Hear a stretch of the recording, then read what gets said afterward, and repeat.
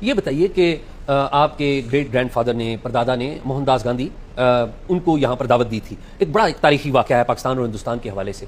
تو فیملی میں کچھ یادیں ہوتی ہیں جو سینہ بسینہ چلتی ہیں، جن کو میڈیا میں نہیں ہے، تو کچھ یادیں آپ کے دادا نے، آپ کے والد نے آپ کو چلتی آ رہی ہیں، یہ باتیں ہیں چلتی آ رہی ہیں. اور اگر اعجاز بھائی آغاز میں جائیں تو باچا خان بابا نے جب یہ تحریک شروع کی تو وہ پہلے مسلمانوں کے پاس گئے اور انہوں نے مسلمانوں کو کہا کہ آئے ہم جدوجہد کرتے ہیں اور انگریز سے آزادی کے لیے، لیکن یہ لوگ منکر ہو گئے. تو then he had to go all over to Delhi, اور دہلی میں جا کے پھر انہوں نے ان کو بولا، اور پھر ایک نظریاتی یکجہتی ہو گئی اور عدم تشدد پہ. آپ کو پتہ ہے کہ باچا خان بابا کا تو ایمان اپنے نبی کے عدم تشدد پہ تھا، اور وہ تو ویسے ہی ان لوگوں کا تو آپ کو پتہ ہے، وہ تو ابھی اس جنگ میں بھی پتہ چل گیا بطور قوم وہ کیا حالت ہے اور کیا نہیں. لیکن اس طرف تو باچا خان بابا اپنی اس قوم کو جو بندوق بچپن میں اس کا زیور ہے، اس کو پورا دنیا لگا ہوا ہے، ادھر بندوق کا اڈا بنا رہے ہیں، اور وہ اس میں مثال امن کی بات کر رہے ہیں اور اس میں وہ بھائی چارے کی بات کر رہے ہیں، اور پھر وہ تعلق زندگیوں کا بن رہا ہے. غنی خان باچا خان's eldest son and Indira Gandhi were very close friends, Nehru's daughter.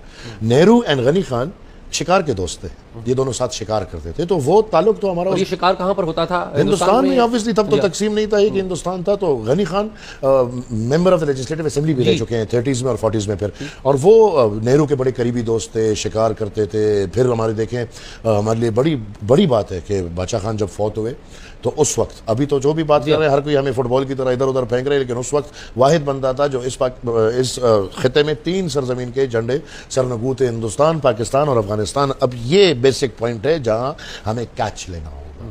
باچا خان کی وفات پہ 3 ملکوں کے جھنڈے سرنگو تھے، اور یہ وہ تعلق ہے، یہ وہ ان کا سٹڈیز ہے یا ان کی خدمات ہے یا ان کی وہ تحریک کی بات ہے. لہٰذا ہم وہی تعلق آگے بڑھا کے پھر جب باچا خان بابا فوت ہوئے افغانستان میں تو پھر دیکھیں 2 مائنڈ سیٹ. ایک طرف ادھر ہی جنازے میں 2 دھماکے ہو رہے ہیں، اور دوسری طرف ہندوستان کا وزیر اعظم اڑتے ہوئے جہاز کو واپس موڑتا ہے کہ نہیں مجھے لے کر جاؤ، اور اس کو اپنا ملک کہتا ہے کہ آپ کو خطرہ ہے، اور وہ آتا ہے پاکستان اس جنازے کے لیے، اور وہ میڈیا سے صرف ایک بات کہتا ہے کہ گاندھی چھوڑے، اگر یہ بندہ نہ ہوتا تو آج میں وزیر اعظم نہ ہوتا. یہ بڑی فخر. یہ کون سے پرائم منسٹر کی بات کر رہے ہیں ذرا؟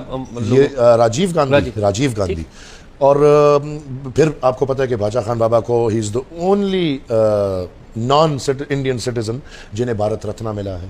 بھارت رتنا بھی جب گئے تو اندرا تب تھی، اور وہ ایک تصویر اپنا وہ ایک کپڑے میں اپنے چادر میں کپڑے لے کر گئے، اور یہ بڑی مشہور تصویر ہے ہندوستان کا جو پاکستان میں ہائی کمیشن ہے اس میں بھی یہ تصویر لگی ہوئی ہے، اور نیچے ریڈ کارپیٹ ہے اور پورا سسٹم کھڑا ہے، اور یہ جہاز سے نکلتے.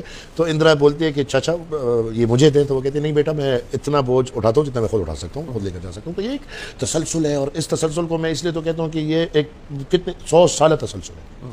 کیا پاکستان میں اس تسلسل کو صرف بدنام کیا جائے گا؟ کیا پاکستان میں اس تسلسل کا مسخرہ اڑایا جائے گا؟ یعنی اس تسلسل کے تعلق کو استعمال کیا جائے. اعجاز بھائی اس جنگ کے دوران میں بار بار یہ کہہ چکا ہوں کہ جنگ مسئلے کا حل نہیں.